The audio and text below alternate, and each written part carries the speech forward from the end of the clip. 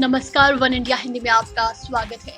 भारतीय सेना में महिलाएं सैन्य अफसर के तौर पर तो करीब 2 दशक से कार्यरत हैं, लेकिन कुछ समय पहले तक जवान के पद पर नहीं थी। लेकिन साल 2017 में ये फैसला लिया गया था कि महिलाओं को जवान के रैंक यानी सिपाही और हवलदार के पद पर तैनात किया जाए। इसके बाद पिछले साल यानी दिसंबर 2019 में पहली बार महिलाओं की जवान के पद पर सेना में भर्ती हुई थी।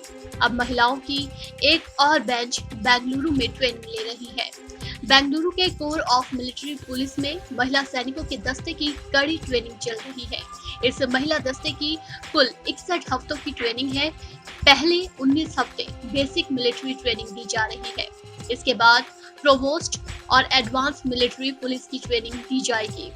इस महिला दस्ते की कुल 61 हफ्तों की ट्रेनिंग है। शुरुआत के 19 हफ्ते बेसिक मिलिट्री ट्रेनिंग दी जाएगी, जो भारतीय सेना के सभी जवानों को भर्ती के बाद दी जाती है। इसके बाद इन महिलाओं को प्रोवोस्ट और एडवांस मिलिट्री पुलिस की ट्रेनिंग दी जाएगी। सेना पुलिस का काम सेना की सभी छावनियों और कैंट में नियम कानून लागू करने से लेकर ट्रैफिक व्यवस्था संभालना, वीआईपी गेस्ट्स को एस्कॉर्ट करना और क्राइम इन्वेस्टिगेशन है। इसके लिए भी बेंगलुरु में ट्रेनिंग के दौरान उन्हें खास प्रशिक्षण दिया जाएगा। 2019 में भारतीय सेना के इतिहास में ये पहली बार हुआ कि महिलाओं को जवानों के स्तर पर तैनात किया गया है, और वो भी कश्मीर में एलओसी से सटे इलाकों में। एलओसी के बेहद करीब साधना टॉप पर 10,000 फीट की ऊंचाई पर भारतीय सेना की एक महिला अफसर के नेतृत्व में आधा दर्जन महिला जवान एलओसी की तरफ जा रही सड़क की रखवाली में तैनात की गई। ये महिला जवान असम राइफल्स की हैं और डेप्यूटेशन पर भारतीय सेना में आई थी।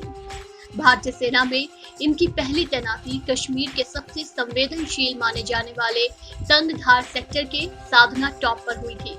इन महिला जवानों की तैनाती एक तरह से उनके कॉम्बैट रोल यानी युद्धों के रोल में भी निकट भविष्य की तैयारी है। भारतीय सेना साल 2030 तक करीब 1700 महिला सैनिकों को कोर ऑफ मिलिट्री पुलिस में शामिल करने का प्लान बना रही है, ताकि धीरे धीरे कर उन्हें सेना का अहम हिस्सा बनाया जा सके। बता दें कि साल 2019 में सेना ने महिला अधिकारियों को परमानेंट कमीशन देने का ऐलान किया था, लेकिन उससे पहले ही सुप्रीम कोर्ट ने उन 332 महिला अधिकारियों को भी स्थायी कमीशन देने का आदेश दे दिया था, जो पिछले कई सालों से सेना में अपनी सेवाएं दे रही थी। परमानेंट यानी स्थायी कमीशन के मायने ये हैं कि अब सेना में महिला अधिकारी भी कर्नल, ब्रिगेडियर या फिर जनरल रैंक के पद तक पहुंचने के लिए योग्य मानी जाएंगी। अभी तक शॉर्ट सर्विस कमीशन यानी 20 साल से पहले ही उन्हें रिटायर कर दिया जाता था और वो लेफ्टिनेंट कर्नल के पद से आगे नहीं बढ़ पाती थी। इस खबर में फिलहाल इतना ही। तमाम अपडेट्स के लिए बने रहिए वन इंडिया के साथ।